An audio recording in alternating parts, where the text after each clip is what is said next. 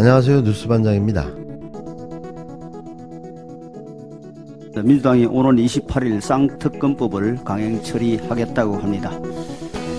지난 4월 27일 야당이 일방적으로 패스트트랙에 태운 이 법안들은 사법적 정의의 실현과는 아무 상관이 없고 처음부터 총선용으로 기획된 국민주권 교란용 악법입니다. 도이치모터스 특검법도 윤석열 대통령 내외를 모욕하고 이를 득표에 활용하겠다는 목적이 명확합니다. 민주당 올해 내에 국민의 관심을 각종 사법 리스크에서 돌리고 분출하는 내부의 혁신 요구를 억누르기 위해 대통령과 그 가족을 대상으로 자극적인 정쟁을 시도하고 있는 것입니다. 우리 국민의힘은 정쟁으로 혁신을 뭉개고 가려는 민주당의 정략적 행동에 협조하거나 응할 이유가 전혀 없다는 사실을 말씀드립니다. 이게 무슨 개 풀 뜯어먹는 소리일까요? 그저 웃음만 나오는 거죠. 대통령실과 국힘당이 김건희 특검법을 야당의 총선용 공세로 규정하고 거부권 행사 방침을 공식화했습니다. 이에 더불어민주당 박홍근 의원이 참으로 후한무치한 거짓 주장이라고 반박했는데요. 이른바 쌍특검 패스트트랙 지정 당시 민주당 원내대표였던 박 의원은 국힘당의 반대로 특검이 이 시기까지 미뤄진 건데 악법이니 수용 불가니 요란스럽다며 자신의 SNS를 통해 이같이 밝혔습니다. 박 의원은 특검법은 최근에 만들어진 것이 아니라 지난해 9월부터 국회에서 본격적으로 논의된 것이라며 국힘당이 거세게 반대해 지난 4월에 신속 처리한 건으로 지정됐고 국회법에 따라 12월 22일 이후 본회의에 자동 상정되는 것이라고 설명했는데요. 특히 박 의원은 특검법이 여기에 오기까지 윤석열 대통령과 국힘당은 얼마든지 유리한 방법과 시점을 선택할 기회가 있었다며 그러나 16개월 동안 김건희 씨에 대한 소환 조사는커녕 서면 조사도 이뤄지지 않고 특검은 반대만 하며 거들떠보지도 않았다고 쏘아붙였습니다. 그러면서 총선을 앞둔 시점에 특검법이 처리된 건 전적으로 윤석열 대통령과 국힘당이 자초한 결과라며 더 이상 구질구질한 변명을 늘어놓지 말고 이제라도 당당하게 특검을 수용하길 바란다고 촉구했는데요. 민주당이 예고한 특검 처리 시점이 이틀 앞으로 다가온 가운데 대통령실과 여당 인사들은 연일 특검법 수용 불가 입장을 밝히고 있습니다. 똥줄이 타기 시작한 거죠. 107일 앞으로 다가온 총선, 뭐 이대로라면 폭망할 게 뻔해 보이는데요. 아무리 우겨봐도 어쩔 수 없습니다. 저기 개똥 무덤이 국힘당의 무덤이 될 테니 말이죠. 대통령 거부권 행사하는 건 기정사실화 돼 있는 것 같아요. 네. 그럼 거부권 행사 여부 결정을 대통령실에서 15일 이내에 결정을 해야 됩니다. 그러니까 28일 날 통과가 되면 1월 13일 정도. 그렇죠. 28일 날 일단 예. 표결은요. 예. 여기서부터도 혼돈이 오는 분들이 있는데 28일 표결은 기명 투표입니다. 네. 기명으로? 예, 기명으로. 전광판에 이름이 다 뜨죠. 예. 찬반이 다 나옵니다. 예. 여기에 아마 국민의힘 의원들이 출석을 안 하거나 아마 다 반대표를 던지겠죠. 네. 그리고 대통령이 15일에 수용을 할 건지 거부권을 행사할 건지 결정을 합니다. 그게 1월 13일까지. 그러니까 1월 13일까지입니다. 예. 거부권 행사 돌아오죠. 돌아오고 난 다음에 제2시기는 여야가 협의해야 된다 하지만 여기에서는 여야뿐만 아니라 한 분이 더 있습니다. 여야 및 국회의장이에요. 아, 의장. 근데 만약에 여당이 예. 끝까지 협의에 참여를 안 하게 되면 야당과 국회의장이 협의할 가능성이 높습니다. 예. 그렇게 될 가능성이 높아요. 제가 보기에는. 여당 끝까지 협의를 제2기간에 대해서 협의를 안 해줄 가능성이 높습니다. 끝까지 이것을 총선 이후로 미루자 이렇게 뭉갤 가능성이 있는데 예. 그렇게 되면 야당이 무슨 얘기냐 빨리 하자. 여기에 대해서 김진표 국회의장이 반응을 안 할 수가 없습니다. 아하. 그러면 예. 여기서 이제 또 핵심이 자 이때는 의원의 과반수가 출석한 상태에서 그렇게 되면 그 회의가 이제 개의가 되는 거죠. 네. 과반수 이상이 출석하는데 민주당이 과반수가 넘기 때문에 민주당만으로도 일단 개의가 가능합니다. 그리고 출석 의원의 3분의 2가 돼야 되겠죠? 찬성을 하면 되는데 이때는 무기명 투표입니다. 무기명이군요. 예, 이때 무기명이에요. 예. 이렇게 보면 그럼 민주당이 기다립니다.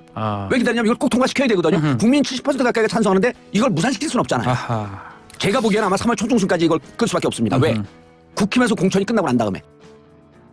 25일 여론조사꽃이 12월 3주차 ARS 정기 여론조사 결과를 발표했습니다. 이 여론조사 결과에 따르면 윤석열 대통령의 지지율은 소폭 반등했지만 여당인 국힘당 지지율은 전주와 동일한 것으로 나타났는데요. 반면 더불어민주당은 전주 대비 지지율이 소폭 상승했습니다. 그 밖에 지난 1년간 국내 민주주의가 후퇴했다는 여론이 국민 과반인 60%를 초과했고 경제가 나빠졌다는 여론도 60%를 넘은 것으로 조사됐는데요. 국민 모두가 윤석열 정권이 대한민국의 근간을 흔들며 경제마저 망가뜨리고 있다고 보고 있는 겁니다. 또 한동훈 전 법무부 장관이 서울의 소리의 김건희 씨 명품백 수수 보도에 대해 몰카 공작이라고 발언한 것에 대한 타당성 조사에선 적절 27.9%, 부적절 58.6%로 부적절하다는 반응이 2배 이상 더 높게 나타난 것으로 확인됐는데요. 이는 국민의 60% 가까이가 한 장관의 발언이 부적절하다고 보고 있는 셈인 겁니다. 지역별로는 모든 지역에서 부적절하다는 의견이 더 높게 나타났는데요.